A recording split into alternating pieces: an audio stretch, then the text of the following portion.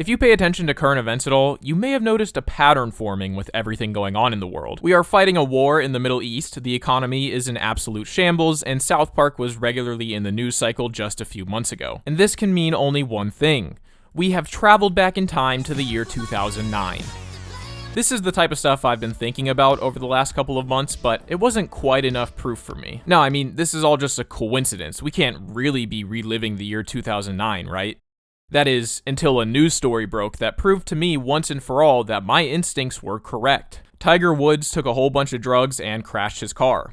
Again. And if there's such thing as a recession indicator, I can't think of a better example. Now, to literally no one's surprise, my first thought when I heard about this was, hey, this reminds me of that episode South Park made about Tiger Woods back in 2009, because of course it did. Now, if you somehow don't know, back in 2009, he did pretty much the exact same thing and crashed his car into a fire hydrant following a dispute with his now ex-wife. But this was before it was a well-known fact that Tiger Woods just loves to do a bunch of Percocet and benzos before operating an automobile, as he would be arrested for DUI in 2017, nearly die after he flipped his Genesis in 2021, and of course now flip his Land Rover and be charged with a DUI. And while it definitely is still a big story, hearing that Tiger Woods was faded off bars and flipped a car over doesn't quite hit the same as it used to back in the day. I mean, the only thing that's really surprising about it is the fact that the billionaire addicted to pills still hasn't gotten around to hiring a chauffeur, or at least like catching an Uber or something. But back in 2009, the media coverage for this was absolutely insane. I mean, this was the greatest golfer of all time, not too far removed from his prime, doing all this insane stuff. So while Matt and Trey were probably off sipping margaritas in Cabo with season 13 wrapping up only a week before, they sat back and watched as this media frenzy played out. And when they got back to work only a few months later, they knew exactly what they needed to do. With the season 14 premiere of the show titled Sexual Healing, they would directly recreate the alleged events that took place that evening in Windermere, but with a fun virtual twist to it. But this episode's primary focus is actually more commentary on infidelity, sex addiction, and a pattern of behavior seen within rich and famous men. You see, in Tiger's case, the reason he was on the road in the first place that night was supposedly because his wife found out about his infidelity. And around this time, stories just like this were popping up all over the place, with tons of male celebrities being accused of these kinds of behaviors. And this episode really focuses on getting to the bottom of why this is happening. But in all honesty, I can't be too harsh on Tiger because I just love to pour up a double cup of lean whenever I drive. And by that, of course, I mean the zero sugar energy drink I bought using code BLOOMS from today's sponsor, GamerSupps. Now, if you somehow don't know what GamerSupps is, it's a gaming nutrition brand that has products for just about anything you could want. They have energy drinks, caffeine-free hydration drinks, sleep support drinks, and even creatine and electrolyte drinks. Now, personally, I've been drinking GamerSupps for like a super long time now, way before they even sponsored me, because I've always just really enjoyed their drinks. And if you've never tried it, one of the best parts of GamerSupps is that you can use the code BLOOMS and just get a free sample pack right now. And I'm talking completely free. Like, if your cart only has samples in it, you don't even have to pay for shipping. I mean, there's literally no reason not to do it unless, of course, you know,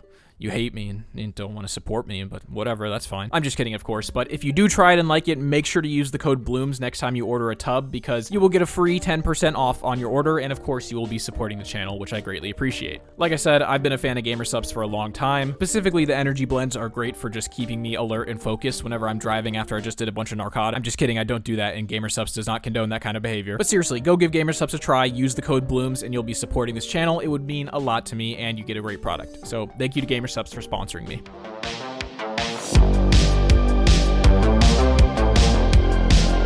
So the episode opens with a look into the home of Tiger Woods on Thanksgiving night 2009, where Alin Nordegren, Swedish model and Tiger Woods' wife at the time, is trying to attack him with a golf club. She just found out about her husband's infidelity and is not exactly too happy about it. Then why the f*** are you getting the text message from some lowlife hooker on Thanksgiving? Now, this whole scene is Matt and Trey's interpretation of what happened that night, because the official narrative is pretty different. Specifically, in his public statement, Tiger claimed that his wife never got violent or tried to hurt him in any way. But at the same time, it was confirmed that she busted out 2 of the windows of his Cadillac with a golf club, and the explanation is that she was trying to free him from the wreckage of the car. But I mean, it's not like he was really trapped in there in the first place, and she just found out he was cheating. And based on reports that came out in the years since, Matt and Trey's interpretation seems to be pretty accurate. It's then revealed that everything that's played out so far was actually just Cartman and Kenny playing the new Tiger Woods PGA Tour video game. Serves you right, you cheating turd! Oh, dude, was that a combo move? This becomes a recurring bit throughout the episode, and it's definitely one of my favorite parts of the episode, because this idea of taking a video game based on a sport that is notoriously considered to be boring and making it this action-packed fighting game because of the insane real life of the golfer is just genius to me. Wow, I didn't know golf games were this cool. Yeah, dude, EA Sports outdid themselves this time. Now, a quick little fun fact, this is not the first time South Park has been associated with EA's Tiger Woods PGA Tour, because when the 1999 edition of the game was released, people found out that the first 100,000 copies of the PlayStation version actually contained a file that would play The Spirit of Christmas, the original short Matt and Trey made that would become South Park, if you put the disc into a computer. As it turns out, some rogue employees snuck it onto the disc shortly before it was released to the public, and considering the game was rated E for everyone, when this was discovered, EA had to do a complete recall of all the original copies. It's not really relevant to this video, I just thought that was kind of interesting. So meanwhile, at the CDC, a meeting is taking place with a bunch of important looking people discussing this health crisis that seems to be tearing through the country. Why are rich, successful men suddenly going out and trying to have sex with lots of women? Why would a man who's famous and makes tons of money use that to try and have sex with lots of different women? The scientists in the room propose that this may be an outbreak of sex addiction, with something causing these rich and famous men to develop this illness and act completely irrational. For them, simply seeing an attractive woman is enough for their twisted minds to start thinking about having sex with them, and sometimes even act on these desires despite already having a wife at home. How could tons of fame and money make you forget about love? They theorize about what may be causing this outbreak, something in the water supply, global warming. They're not exactly sure, but they're worried that it might start affecting the youth, and they order that screenings be done in schools around the nation. Damn it! I want answers! Now, based on the comments I get on my channel, this may surprise some of you, but I am in fact a straight man, and I gotta say, I agree with these guys. I mean, what could make a man want to have sex with a bunch of attractive women? It's such a foreign concept to me. Personally, I'd much prefer to spend my time learning about Marxism from my favorite Twitch streamers and brushing up on my feminist literature, but I guess I'm just one of the good guys.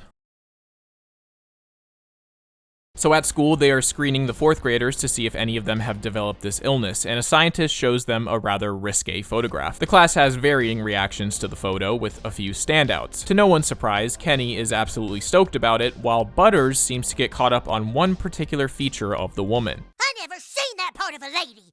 Do they all got a head like that? The class is then asked to write down the color of the handkerchief the woman is holding, and their answers determine the outcome of the test. Now I'd like to see who answered what handkerchief?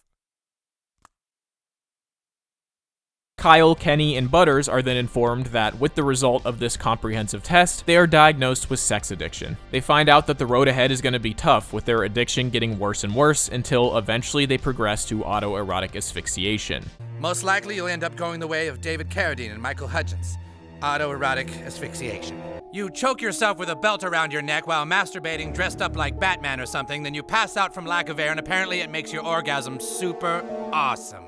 Now, they specifically mention 2 celebrities who supposedly died performing this act, David Carradine and Michael Hutchins. And I wanted to clarify that while it is confirmed that this is how David Carradine died, it seems like Michael Hutchins actually committed suicide, and initially his partner, who was still trying to process everything, speculated that it was autoerotic asphyxiation because she couldn't believe that he would have done that. And the media kind of took this story to be a fact despite the coroner officially ruling it a suicide. I just figured I'd clear that up because while I was researching, I found out about this, and it's still widely believed that he died this way despite not seeming to be the truth. Anyways, the CDC then shares the results of this nationwide screening, and as it turns out, it's much worse than they thought, with over 90% of high school boys being addicted to sex. But fortunately for adult men, sex addiction seems to only affect men who are rich and successful. Collecting data. Why would wealth or success cause a man to go out and have sex with everyone he could? Answers which we all desire. And unfortunately, Kenny succumbs to this awful disease exactly as predicted. Which honestly kind of makes sense. I mean, if I was Kenny and I knew that I respawned every time I died, I'd probably give it a try too. I mean, you might as well. But Kenny's death just reinforces this idea in Kyle's mind that sex addiction is real, and one day he will meet the same fate. And of course, Butters is still obsessing over Bush. Just like this, but smaller. And right in the place your underwear should have been. If I trim it down, it'll look right. Butters, stop it! We then cut to Tiger Woods lining up for a drive before being interrupted by his angry wife. Oh man, I lost another endorsement! How'd you do that? Hit A and X together. Oh, you're going down, Elin! I don't think so, dude. I got the prenup power-up. Prenup power-up! Oh no! Now, there's a few references in this scene to the real-life case. For example, Tiger losing his major endorsements like Nike, Gatorade, and Gillette, which were worth tens of millions of dollars. It would also come out that Tiger had at least 15 different mistresses, although supposedly Tiger himself confessed to over 100 different mistresses. But I found out while researching that one of these confirmed women was actually the daughter of his neighbors, and she was 21 when she became involved with Tiger, but apparently he had known her since she was 14, which I mean is kind of insane, and I'm very shocked that I've never heard of this before and no one ever brings it up when talking about this. But with all of this information coming out about the true scale of his infidelity, his wife was able to renegotiate her prenup from the original $20 million payout and got him to settle for over an estimated $100 million. We then cut to Kyle and Butters in sex addiction rehab, which is full of plenty of celebrities who had experienced similar sex scandals over the years. These include Ben Roethlisberger, Steelers quarterback, who had 2 allegations of sexual assault brought against him in 2009, Bill Clinton, who famously did not have sexual relations with that woman, Charlie Sheen, notorious for his love of drugs and prostitutes, David Duchovny, who in 2008 went to sex addiction rehab for a porn addiction, David Letterman in 2009 revealed he had affairs with multiple staff members, former governor of New York Eliot Spitzer was revealed to be a big fan of high-end prostitutes, Kobe Bryant was accused of rape. Michael Douglas literally had a cheating clause in his prenup with his current wife due to his reputation, and Michael Jordan had cheating allegations of his own over the years. And I was gonna make a joke here and be like, oh, remember when celebrity sex scandals were about celebrities having sex with other adults? What a foreign concept nowadays. But then I found out about the Tiger Woods thing, and yeah, I guess not really much has changed. Now, there's definitely a wide range of severity in this lineup. Like, obviously, cheating on your wife is not the same as sexual assault allegations. And to drop the bit, they're obviously poking fun at this idea of all men acting this way if they had the opportunity. And by including these celebrities accused of sexual assault, they kind of imply that that's something that all men would do if they had the opportunity. But I don't think that was the intention. Realistically, I think Matt and Trey were just picking celebrities who were historically involved in major sex scandals and were more focused on the way that they responded, like going to rehab, saying they have a sex addiction problem, that kind of stuff, which they see as more about saving their reputation rather than actually changing. So what this group of men have in common is more how they responded to being caught doing these things rather than what they actually did. So I don't think they were trying to say that everything these men did are the inherent desires of men, but it definitely can come across that way. And I wanted to make that distinction clear moving forward, that when I talk about the themes throughout this episode of the idea that most men in this position would do the same thing, I'm talking about the men who consensually had sex with other adults, not the ones who were accused of actual crimes. Anyways, they introduced Kyle and Butters to the group by discussing the behaviors that enabled their addiction before shifting to discussing what they need to avoid. What is the main thing we've all learned to avoid? In order to make sure we are no longer destroying our lives with any of these behaviors, we must avoid, yes, Michael Douglas, everyone, getting caught. Very good. You are all here in therapy because you got caught. Now, when Kyle hears this, he proposes that maybe they should actually take some personal responsibility about the things they've done wrong, and that they should change their behaviors rather than enabling them. And it's pretty clear that the counselor doesn't like that answer. Yeah, it's me. We've got a turd in the punch bowl. This is one of my favorite scenes from the episode, as it really outlines the reality behind these scandals and how they are treated. Of course, these men don't actually care about changing their behavior. Instead, they're learning how to enable this behavior by avoiding the consequences for them, because they don't actually see an issue with what they're doing. In their minds, they're just doing what every man would do in their position. This is kind of the central theme of this episode, and I think that this scene demonstrates the mindset the best. Meanwhile, the scientists are busy testing on chimpanzees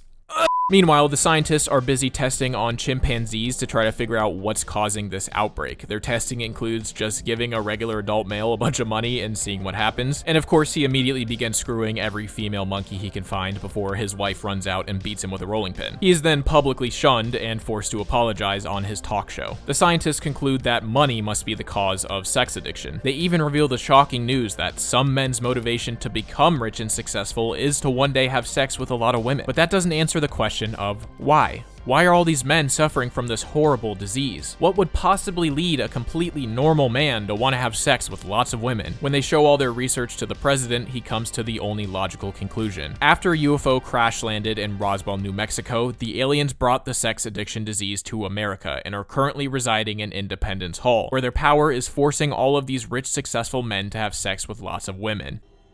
It's the only explanation that makes any sense. We then cut to Tiger Woods' public apology for his behavior, but of course this is once again interrupted by his wife attacking him with a golf club. Aw, dude, you found another girl's phone number on my cell phone? Yeah, back in that water level.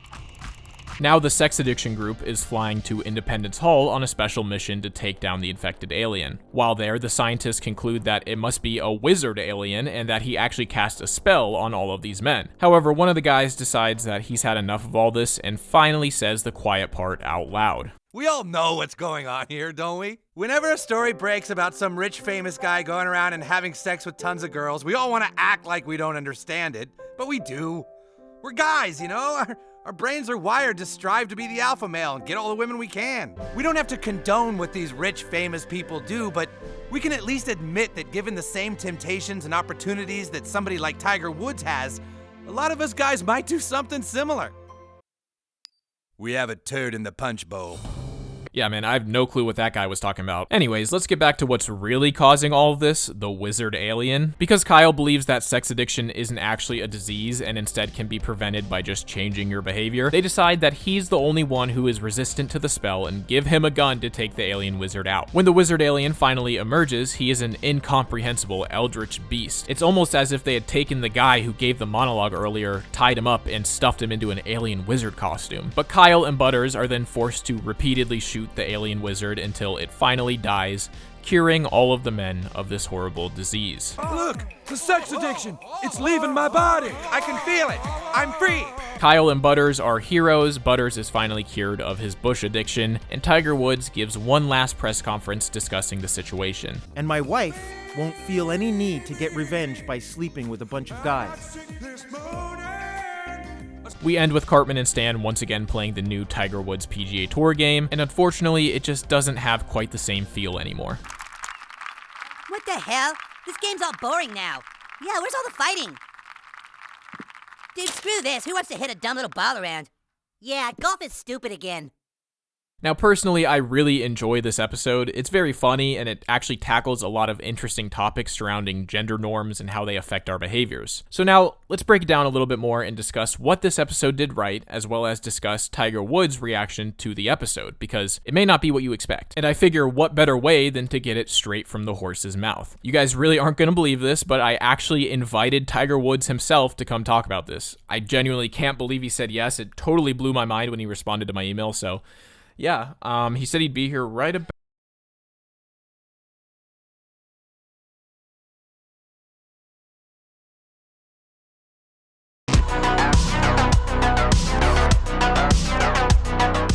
So bad news, Tiger is not going to be able to make it to the interview. He had some other issues he had to deal with, so instead I'm just going to talk about his reaction. So in 2012, one of Tiger's previous golf instructors, Hank Haney, published a memoir all about his time spent with Tiger. In one chapter, he discusses the type of TV he likes to watch and said that South Park was actually his favorite show at the time. He had such a love for the show that when this episode came out, he told Haney that he thought the episode was funny and supposedly even seemed proud of his appearance on the show. So not only was Tiger not offended by the episode, but it seemed like he actively enjoyed it and was proud of himself for making it into South Park. And I feel like his reaction to this episode is kind of enough to solidify that not only were the scenes of what happened that night pretty accurate, but he felt like the episode was actually not really that hard on him, which kind of leads us into our next discussion, and that's that while Tiger Woods is obviously being made fun of in this episode, it simultaneously feels almost sympathetic towards him to some degree. Like they take this idea of rich, successful men cheating on their wives with tons of women, and instead of lambasting the men for doing it, they flip it around to the average man and say, I mean, be real.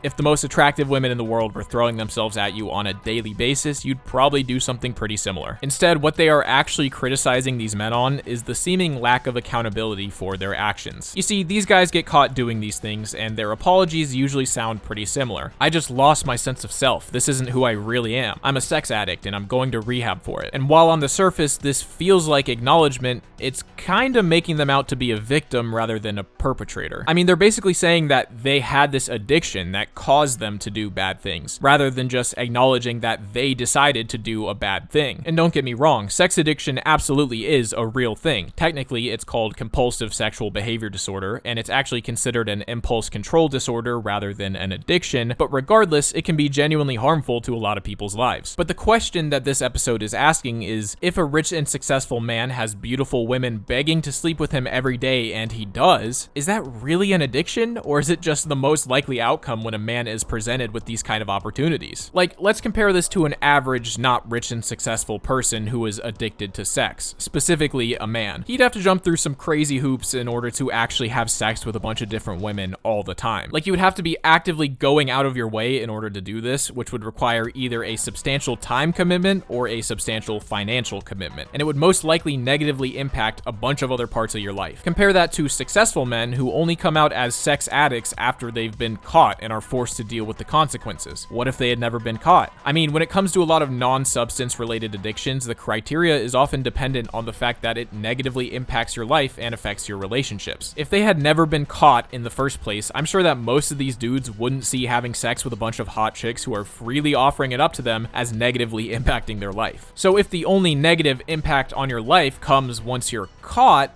it's almost like Schrodinger's sex addiction. It's not an addiction until you're observed and forced to face the consequences. And that's what South Park is really criticizing in this episode. The fact that these guys use this concept of addiction to subtly shift the blame elsewhere instead of just admitting that they made conscious decisions to do what they did. Because of course they did. Given the opportunities they have, a lot of men would be doing the same thing. And speaking of average men, they're what really make this episode so funny. This unspoken acknowledgement between every man in the story, who of course are not surprised in the slightest by the way that these rich and successful men behave, yet they have to act like they don't understand it around any of the women in their life because they know what she wants to hear. Matt and Trey said in the DVD commentary that they were inspired by a lot of the media coverage around this case seemingly doing exactly that, focusing on sex addiction rather than just acknowledging that he's a guy. Everyone knows what the fuck was going on with that. But that's why, like, married dude, like a bunch of dudes had to be like, you know, whenever it came up, and he'd be like, "What do you mean? Oh my God! Like, he's married. He's super successful and the biggest athlete in the world, but he's married. How would he ever be with another woman?" And all these newspaper articles and stuff written by men. Yeah. And you could tell they're like, "Is sexual addiction a problem in our country?" And it's like, "You fucking look at you, dude." The first person you showed that to was your wife. Yeah, you showed that to your wife. Look, honey, look what I think.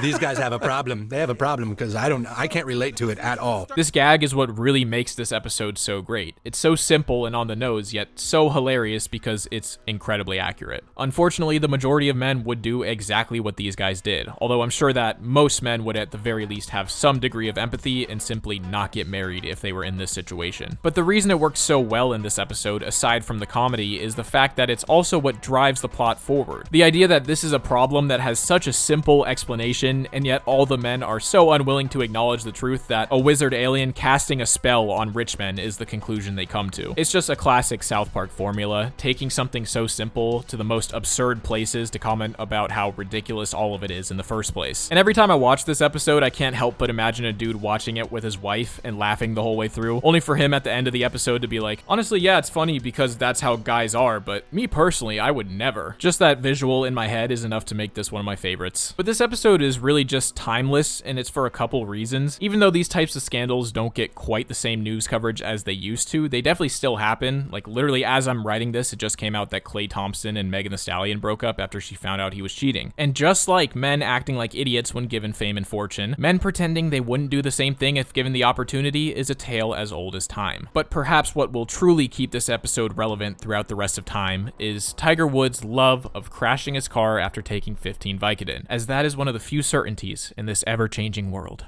So yeah, I just thought this would be a fun and relevant episode